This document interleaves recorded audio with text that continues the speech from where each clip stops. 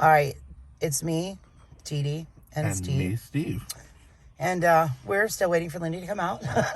This is like a half hour later. Well, to be fair. Yeah, she had to get dressed and stuff. Okay, so anyway, Steve. So I'm going to tell them about an experience that I had with the Chronovisor. Yeah, but before you do that, I want to tell them about what possible connection I think there is to playing those angelic bones. Oh, right, yeah. Yeah, like just very quickly. I'm not going to dwell on it. I'm not going to lie, okay? I am half dead right now and only half alive because I've been playing with this thing all night.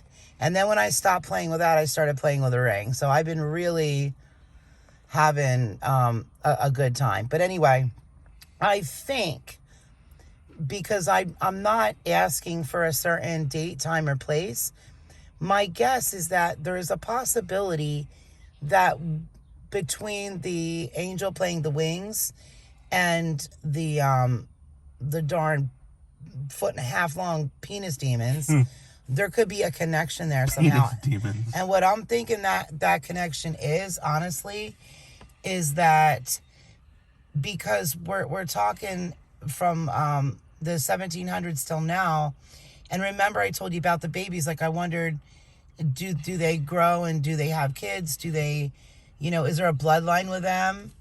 I don't know. I can't, I can't make a connection, but I'm trying. So anyway, Steve, you go ahead. So I actually had a really weird experience last night where I was, again, like Dee Dee, I wasn't really looking for a specific place to go. I was just kind of experimenting and letting it take me where it wanted. And I was transported to this place, and I'm not sure if it was Area 51 or a different type of government facility, but I was taken to a place where there were these men in suits, and there was very weird, strange type of lighting. You know what? Every time I hear somebody say the term "men in suits," yeah, I'm just blown over because me and Lenny know this woman, okay, and she would get drunk like all the time, and then we were at her house because she had like the big in-ground pool, so we'd all go swimming.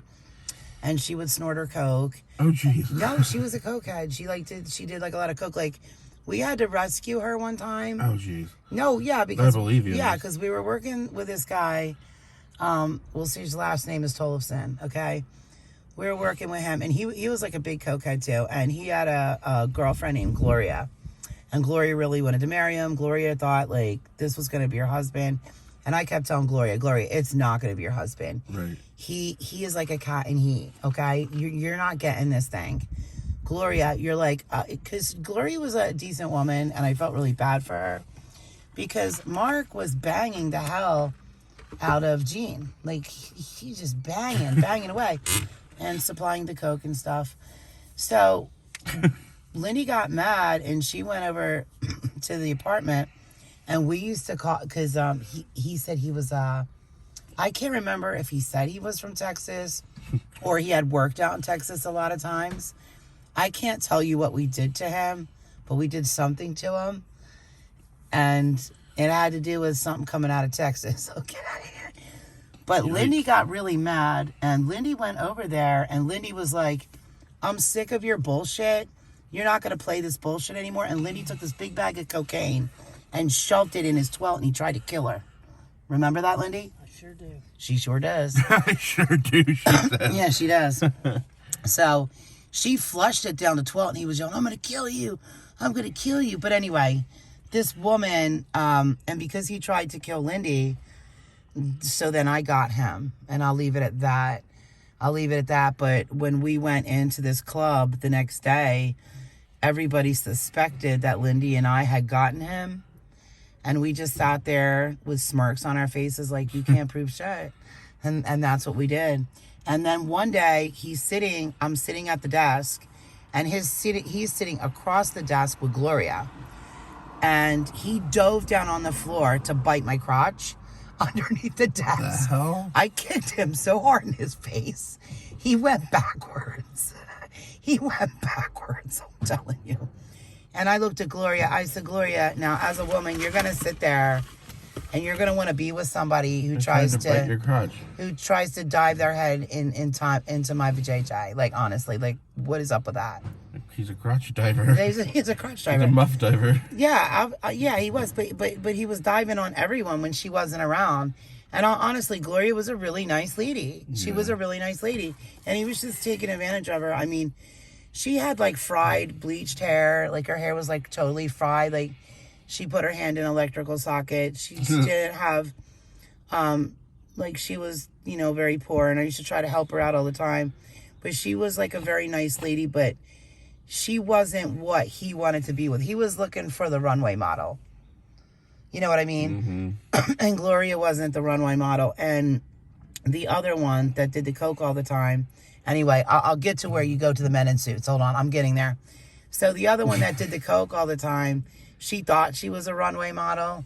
And she would slink her vipery body all over the club. And when I say vipery body, I'm not saying I'm jealous of the way she looked, because I used to call her Leatherface, because she looked very leathery.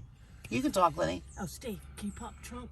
Yeah. Can you pop trunk? Mm-hmm. So anyway, so I'll keep going while Steve gets out. So anyway, Steve said he was talking about these men in suits. So anyway, the cokehead lady, which is not Gloria, is the other one. She would do a lot of coke. She would get drunk all the time. Like she was a functional drunk, but the alcohol was constantly going in her system. So one day, I'm sitting over there in her living room, and she is, you know, obviously on the sauce, and her husband was always on the sauce. They're like all on the sauce. Like, honestly, I would be the only one not on the sauce. I'm dead serious. I don't like to be Not drunk. on the sauce. Yep, not on the sauce. Oh my God, she is not wiping her dirty things on that guy's lawn. Yes, she is. Oh no. Get out of the road, Francis Tomer. I can't remember the damn cat's name half the time. I just know he's retarded. Definitely cat. See, he rides the fucking short bus. Sam. Clearly. Sam, he's a short bus rider. Anyway, so. People are going to think he's roadkill. I know, he looks like roadkill laying there. Get out of the road. He's got to learn. He just got to learn. What, is he going to learn when he gets run over? I mean, look at him. He just laid in the road, Lindy. So anyway, so the woman on sauce. Double feature. Yeah, so I'm in the living room, and I'm just like, okay, I don't want to deal with this sauce head. So, and then she sits down with her husband in the love seat, and she goes, I'll never forget the conversation. She goes, it's the anniversary. And she's drinking her sauce. And I'm looking at her, I'm like, fuck, I can't deal with this shit. I just can't deal with this shit. Like, I can't. You know, I got 2 little kids I got to deal with. I'm working nonstop. Like, I just can't deal with this. And she says, it's been the anniversary since those men in suits came. And then she started to tell me that she was in the witness protection program. Now, you know, I have family that's like law enforcement, federal, all kinds of law enforcement. And when you go into witness protection, you don't take your mother-in-laws with you. You don't take your brother-in-law with you. You don't have frequent conversations with your brother because you're in witness protection. I'm telling you, the sauce affects your brains. But she would say the men in suits, and I would just want to kick my head back, donkey jaw my face, and cackle to the moon because I couldn't take her. But anyway, that's my story of that. So we're going to get back. Steve, well, what were you saying? So there were these men in suits. Okay, yep, men in suits. Here And we go. in the corner of the facility, there was this creature, some kind of alien-esque creature, I don't know, and it would lay these eggs, but they weren't like real eggs, they were these pod things. And then the people that were there, the men, would take these pods and plant the pods into soil. Now, I don't know what kind of soil, where the soil came from. I was assuming maybe they got it from the Garden of Eden where God created. All right, we're going to Adam. stop right now so we can load this up.